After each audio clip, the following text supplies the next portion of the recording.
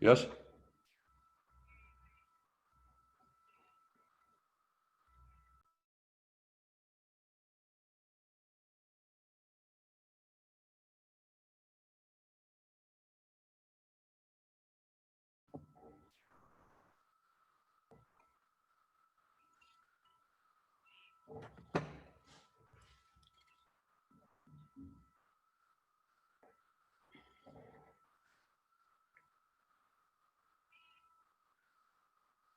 We'll talk to you later.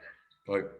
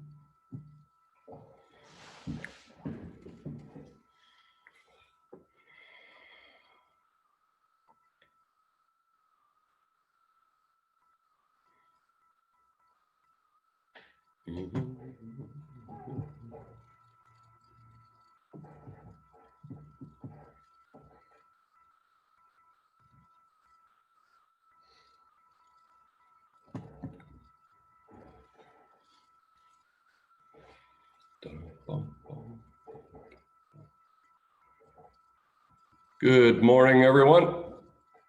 My name is Stu Ritchie, and I'm coming to you from rainy Abbotsford, British Columbia. I want to thank everyone for attending our first attempt at a webinar at our British Columbia Poultry Symposium webinar. We've put a lot into this and we're hoping we're doing okay. We've had a windstorm here, so we've had a little bit of internet action, but we're going to do the best we can. I hope everyone is safe and sound and navigating this pandemic that we're all going through.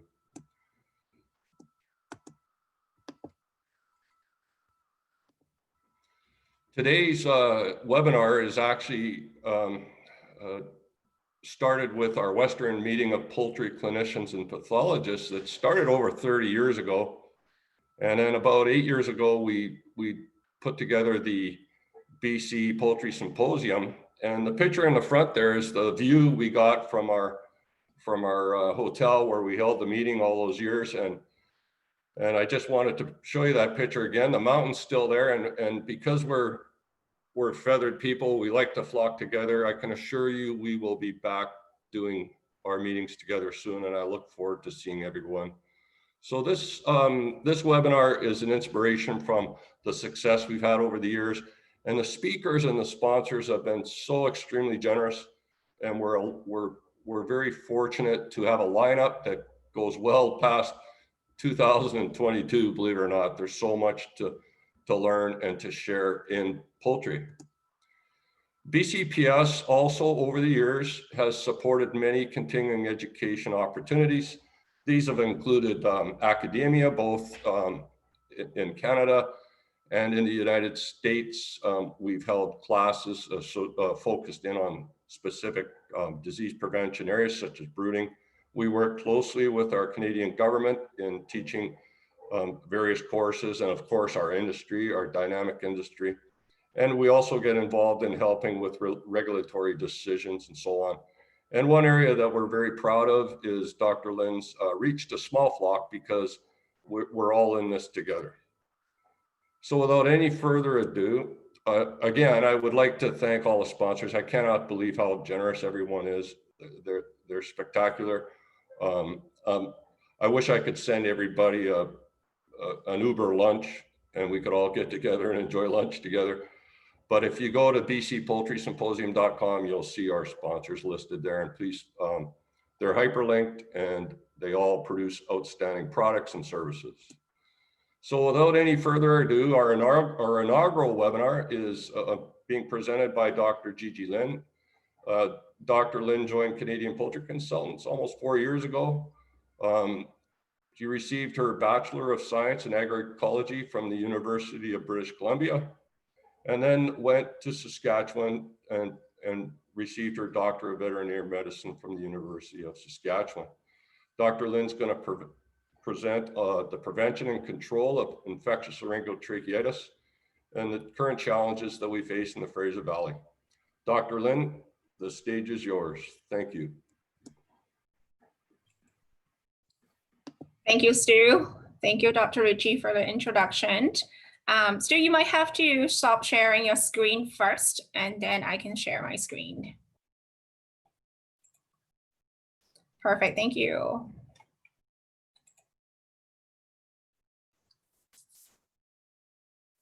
Okay, so welcome everyone, and thank you for joining the first BCPS webinar. I'm really excited today to be able to share some of the things that I learned like practicing in this industry for the past 4 years, especially on ILT, infectious laryngotracheitis.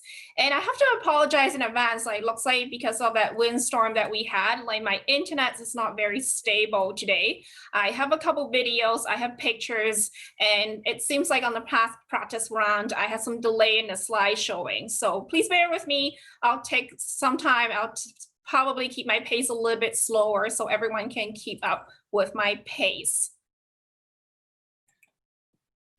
So what are we going to talk about today? So today we're going to talk about ILT. First of all, before I go into the history, before I go into the local data, of course, I want to introduce about what ILT is, clinical signs like diagnosis, the history of ILT in the Fraser Valley, and the current challenges of ILT right here in BC. It's very interesting, and I think that plays a very important role when it comes to like determining different kind of disease prevention and control. So the concept, it's not only applied to ILT itself, we can also apply the same model to different diseases in poultry disease prevention and control.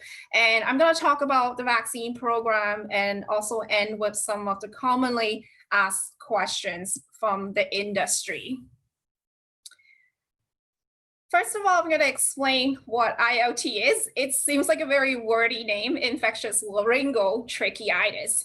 The name itself is very self-explanatory. So what it is, it's an infectious disease, which means that the disease is able to spread from one bird to another, and it causes inflammation, mainly in the upper respiratory tract, so the larynx and the trachea. So it causes acute respiratory diseases, not only in chickens, but for those of you who also keep game birds like pheasants and peafowls, they can get infected by the same virus as well. So it is a herpesvirus. It is very similar to the herpesvirus that also caused a very famous disease in poultry, which is Varick disease. So they share a little bit of a similarity in between of the nature of that virus. Unfortunately, it is highly contagious, meaning that it can be easily spread to one flock to another, and it is currently a provincially reportable disease. So what are some of the clinical signs that you can see in birds that are infected with ILT? So it depends on a lot of different factors. It depends on the birds itself, how severe the infection is, the immune system itself, and also like the strain of the particular virus. Some strains of particular virus are more pathogenic, meaning that it's more capable to cause a more severe infection than another. So most commonly, we'll see respiratory signs, like for example, eyes that are very swollen, watery eyes. Sometimes you'll see like clear discharge like from the eyes from some of these chickens, gasping for air, coughing, sneaking when it gets to a more severe stage. In some incidents, you can also see bloody discharge from the nostrils of these birds that are infected. And usually in some of you who are very attentive to your flock, like go into the barn for multiple times, you see non-specific signs before the respiratory signs show up. For example, you start seeing a drop in water and also drop in feed consumption. In layers and also breeders, there's usually a slight drop in egg production, but it usually doesn't affect the eggshell quality. So you'll still have the same eggshell quality, but for some reason, for a couple of days, like the birds are not laying as many eggs as they used to. And mortality wise, it really depends. I have seen cases that has a flock with ILT but has no mortality at all. It was just a transient respiratory signs. I have also seen cases where that has slightly higher mortality, and I'm gonna explain that a little bit more. Why do we see some more mortality in one cases and not in some other cases? And this is a virus that sometimes we describe it as a rolling virus, meaning that usually in a flock, we'll see birds that gets infected, small numbers birds, and then the virus like jump from one bird to another, and you see it extending to other birds like in the same flock as well. I have this video prepared. I hope it will show well. I know sometimes it's very glitchy when the internet is not very well, but I'll try to describe it. Maybe I'll play it twice for you guys so that you can see it clearly. So this is a flock of boilers that was brought into our practice with suspect signs of ILT. And I want you to pay attention and listen to the noise that the birds were making.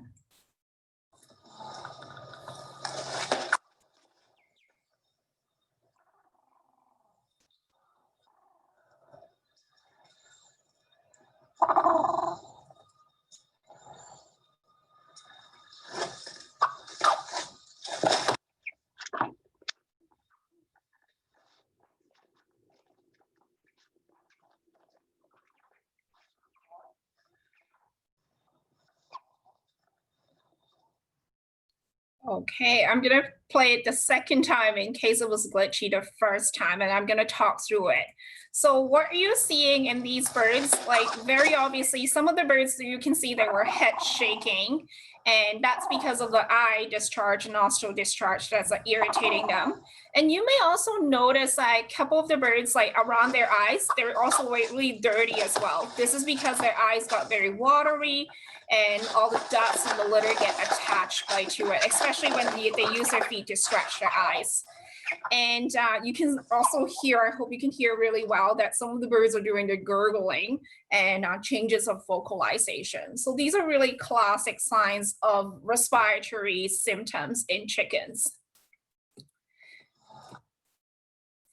And I have a second video here. Again, I'm gonna try to play it twice. I'm gonna let you watch it first. So I want everyone to pay attention to the yellow circle, to that bird's inside that yellow circle.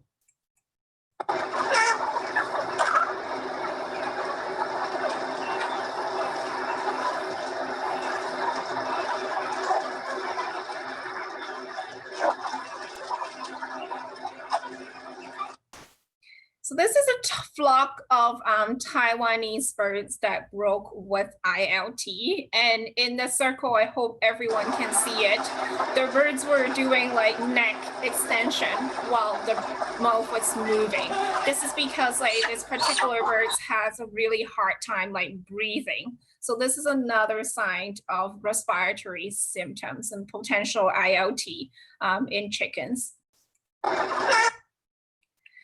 And I want to emphasize that many other poultry diseases can share the similar clinical signs. So all these like snaking, gasping for air, watery eyes, they're actually signs that can also be seen in other diseases. So not necessarily like always like infectious diseases. So that's why it's very important that when you see these signs or unexplained mortality, make sure to submit it to the lab or talk to your poultry veterinarian to make an accurate diagnosis. And the mortality rate. So these are the mortality rate that I documented from recent cases in BC. So they have been between about 0% to 5%. It depends on different factors. For example, if the birds were vaccinated or not. For the birds that at least like receive a vaccination at the hatchery, their mortality rates are generally lower. So most of them are under 1% to 2%. Whenever you have a flock that has also like concurrent diseases, for example, I've seen cases with like parasitisms, like E. coli infections, and also like underlying like viral challenges. Those are the cases that generally we see more, more mortality and more birds getting sick for obvious reasons.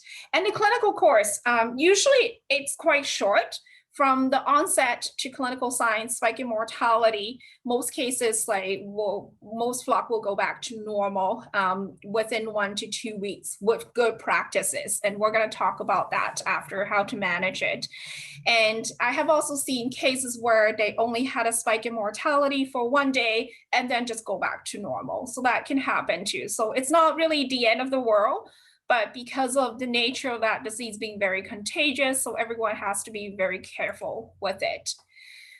And once you have a flock that has suspect clinical signs, the second things that we do is, of course, like my favorite thing to do is decropsy, like cut up some birds to look for lesions.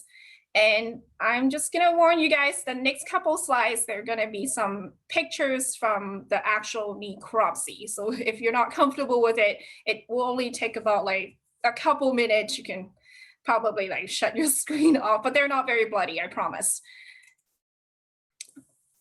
The first signs that commonly see in birds that are infected with a respiratory symptoms or diseases is the eyelid, the eye. So that's usually an area that gets like most of the irritation. So on the left here, you'll see a picture of a normal chicken with a normal eyelid. So very smooth. There's no abnormal like swelling. The colors are very pale. This is taken from a dead bird that was already like euthanized. That's why you see like all the paleness in the comb and the wattle. And then the picture on the right, I don't think you need me to explain like what's the difference between the normal picture and a bird that has like a what we call conjunctivitis, which is an inflammation of the eyelid. So lots of swelling in the area.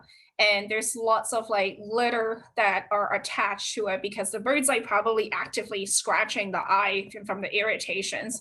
Lots of crustiness. So these are usually the first sign that I suspect there's probably like some irritation or some upper respiratory symptoms. The left picture here, this is for those of you who have never opened up a chicken, this is showing a normal larynx of the chicken. So the larynx is basically somewhere right here, and it is the opening of the trachea. So this is the hole where all the air goes in and out. So normally the larynx is very clear, there's no obstruction. And now let's look at a bird with ILT. So we're looking at the same structure here, the larynx. This yellow area here is normally the hollow tube opening, but because of all the infection, inflammation, all the material that generated from that inflammatory process, you'll see all the plugs that plugging up the opening into the trachea. And I have the next picture that shows you when I cut up the trachea, you'll see that it looks like a really cheesy plug right here and obstructing the whole trachea. Now you can understand why, and you can relate why when you see birds that have ILT, they have respiratory signs because the birds shows those signs because they're trying to clear up that obstruction, that irritation in the trachea. And you can probably guess like how ILT like cause mortality in some of these birds is because from like suffocation, like these birds are not able to breathe like for any chance. And in some cases, other than like the inflammatory material that we see inside the trachea, we also see blood. So it's sometimes you can see blood like even on the wall as well when the birds like start showing clinical signs, because they're just flinging all the bloody discharge like from their nose onto the environment. And this is a picture on the left that just to compare the normal tracheal lumen. So I cut open the lumen of the trachea, and then you can see it's normal condition. It's very smooth. It's almost like a translucent pink color. You don't see any growth or any abnormality. And the right side with the ILT birds, like lots of blood like throughout the trachea, lots of irritation, severe infection. Are these signs only seen in ILT? No, because lots of many respiratory disease actually share the same necropsy signs too. So just by my naked eye, I can not 100% confirmed that the birds have ILT. So what the next step that we do is we'll send in the trachea samples. We usually do both a PCR test, which is picking up the genetic material of the virus, and also a histology test, which is looking under the microscope to look for those lesions that caused by the ILT virus to confirm a diagnosis. And the good news is you don't have to worry about yourself, like your health or the health of the farmer workers or family when there's a break of ILT. It's not a zoonotic disease, so it doesn't cause like infection in human. It doesn't affect like meat quality as well. The thing that you may see for commercial conventional broilers producers, you may see a higher number of dead on arrival at the plant. So higher, I don't even see like higher condemns, but just like more birds that probably didn't make it through like during that trucking and shipping process. And how are ILT viruses transmitted? So ILT, the virus is mainly transmitted horizontally, meaning that either like usually it's introduced into a flock, into a barn with new birds coming in, or people share equipment, like bringing the virus in from another area. This virus is very, very airborne, meaning that it can be transmitted with like the wind, like through the air particles. That's why like many of the cases that I saw in the last couple of years actually reported after like either like a windstorm or either like during times where people are spreading like manure onto the field. So a very airborne. So sometimes it's not necessarily that you have done something wrong with your biosecurity. It's just like impreventable that the air are coming in from the ventilation that carry the viruses. And unfortunately in the Fraser Valley, we're very tight to each other. It's just the nature that one of the challenge that we have to deal with. And then once the virus is introduced into the barn, as I mentioned, a small number of birds like usually get infected first. And then once they infected, the virus will replicate in the infected birds, and then they'll start shedding the virus, meaning the virus is starting to spread, like coming out from usually the nasal discharge, the eye discharge, and spread from one bird to another and perpetuate throughout the flock. And it's very important to understand that ILT virus, there's no evidence of vertical transmission, meaning that the breeders, let's say if a breeder flock is infected with ILT, they will not pass the ILT virus into the offspring like through the eggs. So that's very important to know about that. It's a little bit different with like diseases like mycoplasma. Those are the diseases that it's definitely causes significant concern because the virus doesn't only stay in one generation, but also pass on the next generation. So ILTs, there's no concern with like picking up those eggs and hatching them. With many diseases, not only ILT, stress, whenever the birds are stressed, they get a compromised immune system and makes them more susceptible to ILT infection and other kinds of infection. So this part plays a very important role of what's the outcome of a flock that was infected with ILT. When a flock is well managed, like minimize stress, like there's no like concurrent diseases going on, in those cases, your wall of protection is way higher, that the birds their own immune system is able to fight against the virus. But whenever there's cases where there's like concurrent stress going on, for example, like feed restrictions, thinning, any poor air quality, ventilation especially, under any underlying viral challenges, in those situations, the birds are obviously way more susceptible to getting sick. And obviously for farms that have like multi-age barns, multi-age flock that are in the same facility, or barns that are closer to a flock that has like ILT, recent break of ILT infection, that's definitely pose a higher risk to your own flock. And I want to highlight the use of chick embryo origin vaccine, which I'm going to call it CEO vaccine. I'm going to talk more about this vaccine, and this is a vaccine that is against this, that is used to protect birds from ILT. But at the same time, this vaccine can also create ILT problems. I'm going to elaborate more on that in the next couple minutes. And with ILT, just like Merrick, latent infection is possible, meaning that when birds are recovered, even though even if some of the birds are not showing symptoms, they can become a lifelong carrier of the virus. So the virus is actually capable to hide in the nervous system and in the trachea and stay quiet like for a very long period of time. And most of the time, like when there's no stress going on, when the bird's health are doing well, the virus usually don't come out again and cause a reinfection. But when there's time that birds are stressed, like for example, from concurrent diseases, the immune system get weaker so that the virus can overcome that immune system and get reactivated again, and it will shed through the feces and cause a reinfection in the rest of the flock. So that is possible. This is why I always emphasize like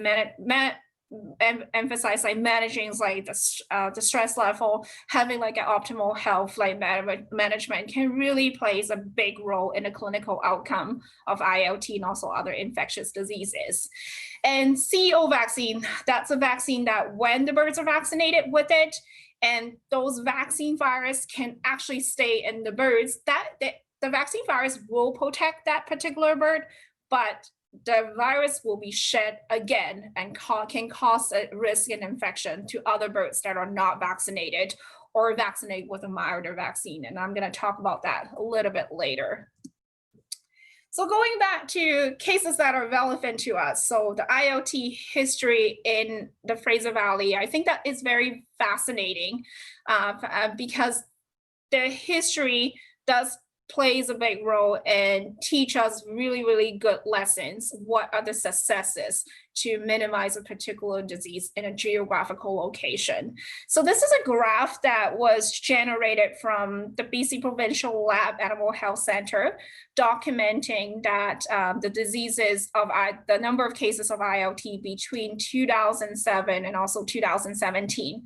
So for those of you who have been raising chickens in the Fraser Valley for long enough, you can probably remember since the early 1980s, like to early 2000, there are frequent outbreak of ILT in multiple incidents.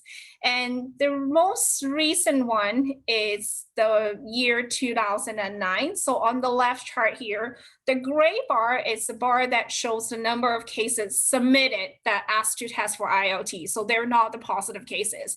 I just want everyone to focus on the red line. This is the line that shows the actual number of ILT cases that were diagnosed in that particular year. So in 2009, we had 80 cases, 2010, like 23 cases. And there has been significant reduction between 2011 to 2017. So only a couple cases per year. It's a really heartwarming, great success story from that, like 2 years with really bad with very high ILT cases to a numerous number of years with like limited cases. The success like revolves around a couple of important factors, including like enhanced like communications, continued education, enhanced practice of biosecurity. In 2009, that's also a very important year because that's where the new technology has been introduced to the Fraser Valley with the recombinant vaccine, which is a very effective vaccine of ILT that are used at the hatchery so that the birds get an early protection. That was started in 2009. And at the time, there was also lots of research being done that shows that one of the vaccines that were being used, that's the CEO vaccine, were actually causing many of the fake cases that we're seeing. It's a vaccine that was really hot that is capable to cause like an active infection. So many practice, including CPC, have discontinued the sale and the use of CEO vaccines like since 2009. And this is just the same chart I'm zooming in to demonstrate like how little cases that we have seen like from 2012 like all the way to 2017. However, we started to see a spike of cases again in the second quarter of 2018. So 2018, 2019, there were about like 30 cases per year. And those cases involve like different commodities in the poultry industry, including like breeders, layers, boilers. I've seen it in one case of game birds and also a couple of small flock as well. So far in 2020, there are about 21 cases as of today of ILT. And I started mapping all the cases since 2008. This is a Google mapped, a very cool tool that I use to try to figure out what's going on with the epidemiology of ILT. You can see that majority of the cases are in clusters. So they're in the same geographical area. So the yellow, start with the red cases first. So these red dots, they're the cases that started in 2018. The purple one, they're the 2019 cases. And then the yellow dots are the 2020, so the most recent cases. And you see a lot of repeat, like every year, especially in this particular area that I'm gonna talk a little bit more about. They have like cases like pretty much in the last 3 years. And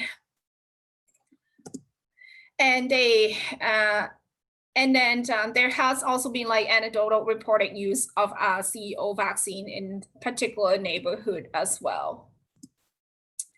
So I'm going to zoom in a little bit and talk about this cluster of cases in 2018 that occurred in Rosedale and Yarrow and Chilliwack. So we're looking at the Google map a stretch from the west to the east of 18 kilometers. So within that zone, we had 14 cases in between May 2018 to November 2018. So this yellow circle here is the first case that was reported in 2018. And it was my most memorable case probably in my career because I still remember the grower brought the birds into me and he was actually in the necropsy room with me, watching me doing the necropsy. And when I opened the trachea up and opened the trachea and the mouth up, and I saw that bloody lesions in there, I was trying to hold my internal reaction like so badly because that was my very first case of ILT. For those of you who are veterinarian and pathologists, it's quite exciting. But of course, like, it doesn't mean that I want that disease to happen, but it was just a very memorable case. And that first case, I spoke with the grower and he did report it to me that he did hear that his neighbor has been using CEO vaccine. So that's the first case. And then subsequently, for the rest of the years, we saw like different cases like started to pop up in close proximity to this particular farm as well. So we can see how easily ILT can spread like within a very close geographical area with wind direction, people movement, and birds movement. what if, unfortunately, you get ILT in your flock? So there's no treatment available because it's a viral disease. So the goal is really try to manage the birds in terms of like boosting their immune system, trying to like help them to keep a strong immune system so that they can fight against the virus themselves. So treat concurrent diseases. If they have like E. coli infection, like treat the E. coli infection. There has been also like anecdotal use of iodine treatment in the drinking water. So with using like a diluted iodine in the drinking water, it doesn't like treat the birds that are infected with ILT, but the concept is with the low concentration of iodine, it theoretically it can help to kill some of the viruses that are in the crop. So the idea is to like lower the spread of the virus. So use it in a low concentration and it doesn't hurt the bird. Any cases, if you suspect ILT, even before the confirmation, immediate self-quarantine. So meaning that not only quarantine the farm, but quarantine to that particular barn, especially for those of you who have like multiple barns in the same premise. It's very important that you're not spreading the virus like to other barns and also to your neighbor. So talk to your hatchery rep immediately, feed rep immediately. Thorough C&D vehicles, equipment is very important. And also the earlier that if you can euthanize the birds or remove the birds that are showing symptoms, that can help to minimize the spread of the virus as well and make sure that you're properly disposing their carcasses. For conventional boarders, luckily, most of the cases that we see with ILT, they usually infect birds that are a little bit older. So the infection usually happen closer to the marketing age, like between like, I would say 30 days like to 40 days of age. So one step to medicate your loss would be to notify your processor right away, discuss the possibility of earlier shipped out so that you can minimize the mortality. And make sure, another step that's very important too, when you're transporting the birds, plan a route that will minimize the risk of spreading the virus. For birds that are longer lived birds, like specialty birds, for example, like Taiwanese chickens, silkies, game birds, these are birds that are usually kept like more than 14 weeks of age. There's more struggle in this kind of production because those environments are also like more dusty and dry as well. So wherever you have like a dustiness, like poor air quality, they have like more irritation to the respiratory tract of the birds, so that they'll get like more chances of getting like infected because the physical barrier of that respiratory tract has been damaged. So minimizing like dust level, trying to like minimize like that dry environment is very important. Keep the birds calm and maybe like limit walks through the barns, like do it only like once a day. That can really help.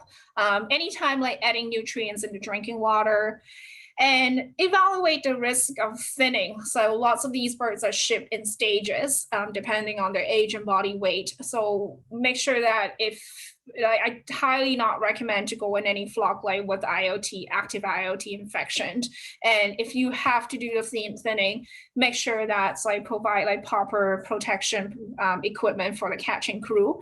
And the vaccination, addition of a vaccination of a TCO eye drop vaccine can be considered, depends on the mortality rate. So this vaccine can be used in the phase of mortality. So in cases where the mortality is really high, we'll start from vaccinating birds that are least infected. So the healthy birds, like trying to protect them, and hopefully to minimize the mortality. But obviously have a discussion with your veterinarian, because like going into the barn can cause like a breach of biosecurity, and also like make some of the birds are really stressful too.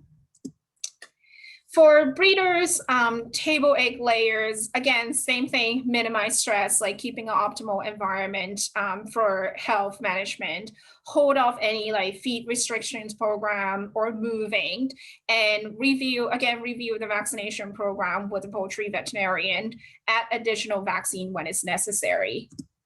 And for everyone who have had like ILT positive flock in your facility, there's different practices to try to minimize the viral load in your particular farm and also minimize the risks of your subsequent flock of getting infected.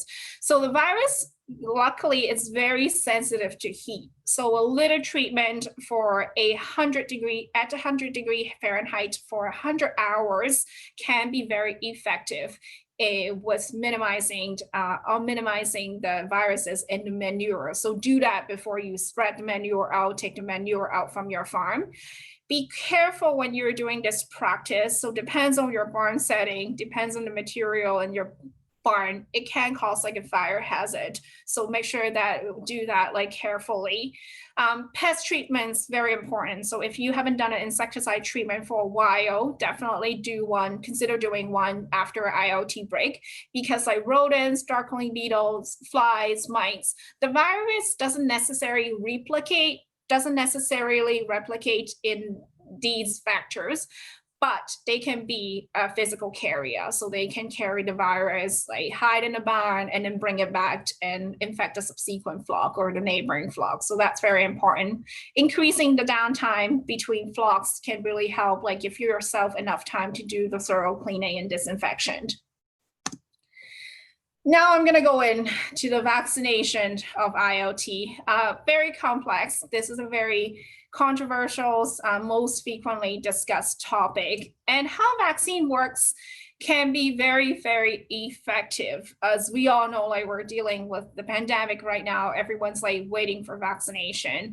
And this is a graph that I took from the internet. There wasn't any sources. It was just from Google image. So I couldn't get a proper credit for but I really like this video that shows like how vaccination can help to protect a flock. Like when a flock was 0% vaccinated, you'll see way more quicker perpetuation of a virus or a disease within population versus a population that has been properly vaccinated. With ILT, there are 3 main types of vaccines that you can use to protect your flock. The first one is a recombinant vaccine. So this is a really unique technology that the vaccine company used technology to combine the ILT vaccine to either a Merck vaccine or in some cases in older birds, a pox virus or an AE virus, to put it in the same vaccine to give the immunity. So it's usually given either day 0 at the hatchery when the chicks were hatched, or in oval, like during the incubation, they stick a needle into the egg to give that vaccination. This vaccination is also available in the wing web version, where it can be used to vaccinate older birds. Like it's a stab like in the wing web. It's the benefit of it. It can also like protect other diseases, depends on what the ILT was combined with, like either Merck, pox, or AE. It is a very safe vaccine. It's a recombinant vaccine, so it only contains a partial virus particle. It's not like a whole virus. So this vaccine is very safe. It will not shed to the environment and cause a reinfection. The second vaccine, which is also very popular, is called tissue culture origin vaccine. So it's a TCO vaccine given through eye drops. So usually 1 drop of vaccines with a diluent with a dye given on the eye. And it's usually given for birds that are 4 weeks or older. And for practicality reason, usually they're given like when the birds are moved from, for breeders and layers, when they're moved from the pullet barns to a grow barn. And this vaccine can also be used in the face of an outbreak to try to lower the number of birds that are infected. It does take like a couple of days like for the immunity to kick in. It's a mortified live vaccine. It is a very mild vaccine too. So the chance of it being to reconvert to a dangerous, like a disease-causing virus, it's very, very low. The next one is the vaccine that I've mentioned multiple times, like eye drop vaccine. It can also be put in the drinking water. This is a chick embryo origin vaccine, a CEO vaccine. Very similar. You can give it to birds that are 4 weeks or older. It's strongly not recommended in the Fraser Valley right now because this is a modified live vaccine. It's a harder vaccine compared to the TCO vaccine too. It is capable to revert and mutate into a very virulent strain to cause infection, which is what, unfortunately, we're seeing in the Fraser Valley. This is, so the CEO vaccine, about a decade ago when there was a lot of outbreak with ILT, there has been a lot of research being done to study this particular vaccine and the association with the few cases that we were seeing. And the study had came out and have a strong indication that there was a genetic correlation between the CEO vaccine virus and also the virus that we were isolating from the infective, like from the field cases.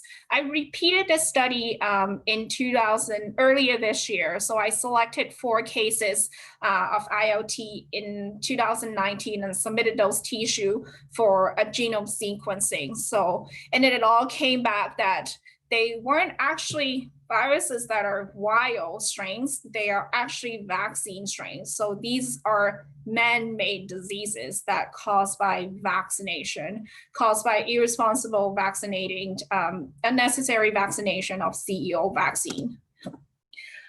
CEO vaccine, I want to emphasize that it is not a bad vaccine. The reason why this vaccine still exists is because it's very effective when it's used properly.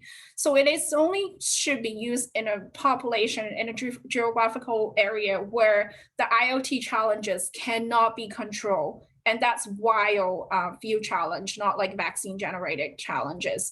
And it should only be applied to the same geographical location without other naive birds. Unfortunately, in the Fraser Valley, let's imagine if everyone is using the CEO vaccine, there will be multiple outbreaks, and who gets jeopardized the most, that would be the broiler industry, because this particular vaccine does have a 21-day withdrawal time that the broiler people, the broiler producers cannot even put this vaccine like in their practice. So it's very important to work with a poultry veterinarian to decide what kind of vaccines that you're using. It's when you decided to use a CEO vaccine, if you use it, make sure do not mix birds that were vaccinated with the CEO vaccine with unvaccinated birds or birds that only got a milder vaccine. So communication, like being transparent, is really the key. And I'm just going to go through a very simple vaccination guidelines, and keep in mind that the vaccination guideline really varies with region, with the farm history, with the type of birds. So always like work with your local poultry veterinarian to decide on the plan. And it can also like changes, like depends on the disease status of that particular location. So in general, for layer and also breeder pullets, they get a vaccination at the hatchery at day 0. That's the recombinant vaccine. This generally gives them a really good protection, like during the first couple months of their age.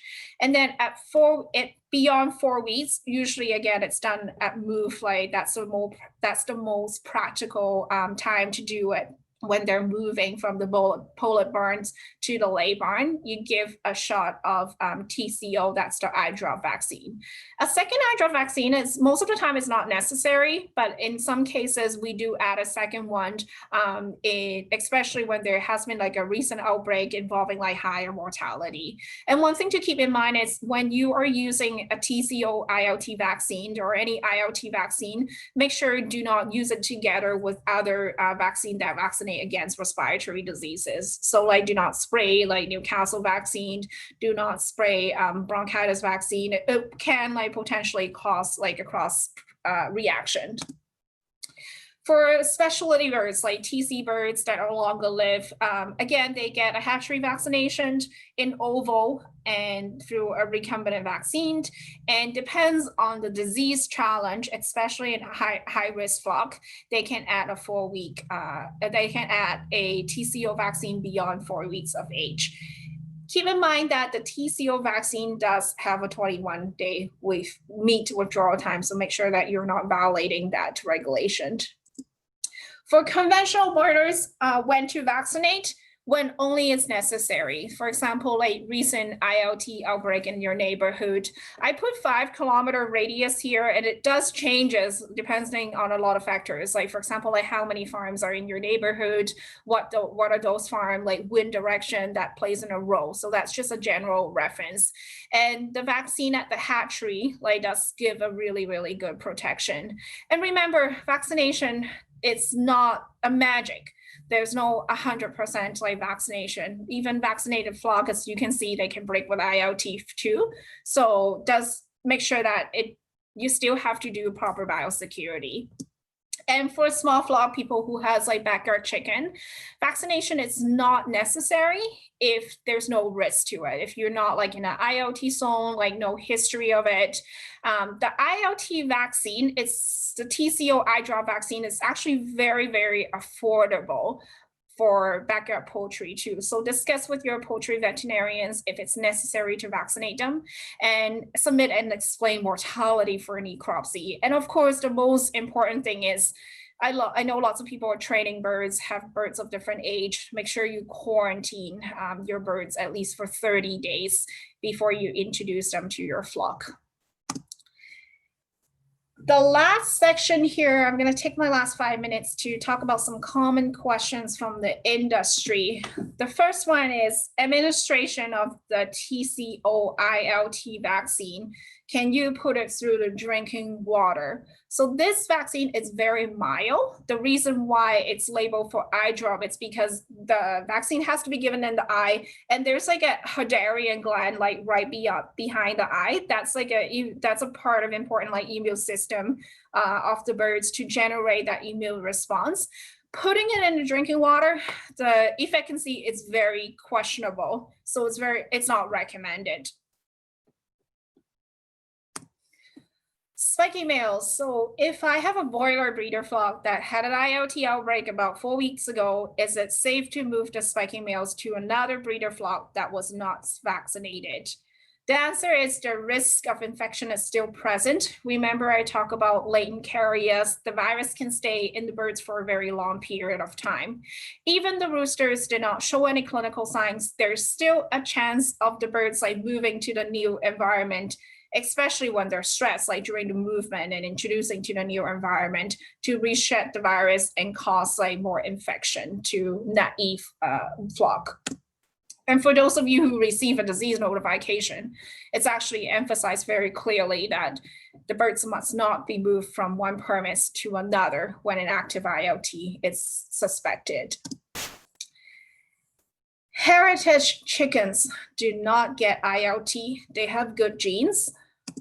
That's absolutely incorrect. All chickens, regardless of breed, age, pheasant, peafowls are all susceptible to ILT infection, especially when they're not vaccinated. What if I purchase spiky males that were vaccinated with CEO vaccine, but my flock wasn't vaccinated with the CEO vaccine? So there's definitely a risk. The situation is very similar to a flock that was infected with ILT. Even though this particular male, he got like good protection, like he won't get ILT infection because he got the CEO vaccine. However, when this flock is introduced into a naive flock that was not vaccinated with the CEO vaccine, was exposing to a hotter strain and a strain of virus that can possibly we convert to an infected strain, that is really jeopardizing your flock. So definitely not recommended to mix flock with a different vaccine history. The key here is communication and transparency. I cannot emphasize the importance of teamwork. That's one of the reasons why I like working in the poultry industry. Lots of like teamwork and involve lots of planning, data collection to try to like flatten the curve, lower the risk of poultry diseases. Enhanced communication is very important. I always encourage people to make friends with your neighbors, especially those like who has like other poultry practices. For example, like if one of your neighbor is spreading the manure, maybe it's a good idea to speak with your neighbor. Hey, I'm spreading manure. Would you consider maybe minimizing your ventilation? So to minimize that airborne disease risk like to your particular farm. So things like that. So work together as a team. So in summary, as always with any diseases in poultry, stringent biosecurity practices, enhanced communications are the most important thing, and make sure you develop a good vaccine program with your veterinarian. I hope in my career one day that I can see no CEO vaccines being used, no new ILT cases, then guess what? Nobody has to vaccinate for ILT anymore, and we can save that vaccination cost. Again, optimizing health management, healthy birds like always have a good, better immune system to fight against any kind of diseases. Plan ahead. If you know that you're doing spiking, feed restriction, make sure that you have a game plan to monitor your flock closer, add nutrient into drinking water or probiotics, like anything that can stimulate their immune system. And that's it for my presentation. And I really want to take this time to especially thank the following colleagues like who I have been working with, Dr. Bowles, Dr. DeWitt, Dr. Ojik, and Dr. Tony Reffer from the government lab, and also my colleague, Dr. Keller, and also Dr. Ritchie at CPC. And if you have any questions, feel free to, this is my email address, and there's lots of information on the Canadian Poultry Consultants website. There's a learning center there that you can log in. You can access to like many informations that can easily get you overwhelmed. And I'm also very excited to let everyone know that our next seminar, so that will be 1 month from now, again, the third Wednesday every month, we're gonna have Dr. Babak Sanai. He is a very good speaker, very knowledgeable, and who has been in the poultry industry for a very long time. So he's going to talk about E. coli prevention in broilers in particular. So it's available to be registered right now if you click on the link. And we're gonna announce like our next speaker very shortly too in January.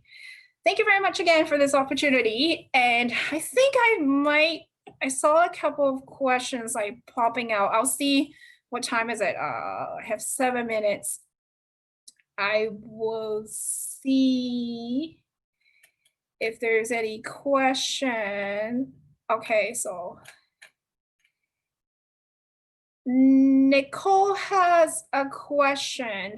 Can you vaccinate adults too or just chicks? Yes, you can vaccinate adults. So the TCO eye drop vaccine, you can get it. It's very, very inexpensive. I think it's about like $20, $30 for 1,000 doses, like something like that. Depends on where you get it. And you can vaccinate adults too, but it's not, in my opinion, if you're not in a zone of ILT, no history, and you're not actively trading bird, it's not really necessary, but it doesn't like hurt the birds. And then Gwen has a question. Management of manure litter. Yes, yeah, I think I did cover that part, management of manure and litter with the ILT flock. So make sure before you move it, heat treatment can be very effective minimizing the load of viruses in that particular manure. And yeah, so that's the main thing. And make sure that like do not spread the manure like right away. And when you spread it, like if you have to spread manure and litter, make sure that you do it on like a non-windy day, or get a cover. Any kind of practices that trying to minimize the spread of virus to the environment would be great. I think I answered Nicole's question. I do not recommend mixing. Okay, he's like, can you mix an unvaccinated bird with vaccinated bird? Depends on what kind of vaccines they're getting. So do not mix birds that got CEO vaccine with birds that got a milder vaccine. But if they got TCO vaccine or recombinant vaccine, it's safe to mix it, but make sure that you have a quarantine period too. And Nick has a question. Any comments on ILT on other parts of Canada? So ILT is there's hotspots like different parts. I've heard like cases in Quebec and Ontario too. Very similar situation. I think there has been like reported in the CEO vaccine. There's less cases that were found in the prairies in general. I'm not the best person to comment about the exact data, but as far as I know, the situation is quite similar across Canada. Versus in North America, in US, there are more like cases, like more hotspots.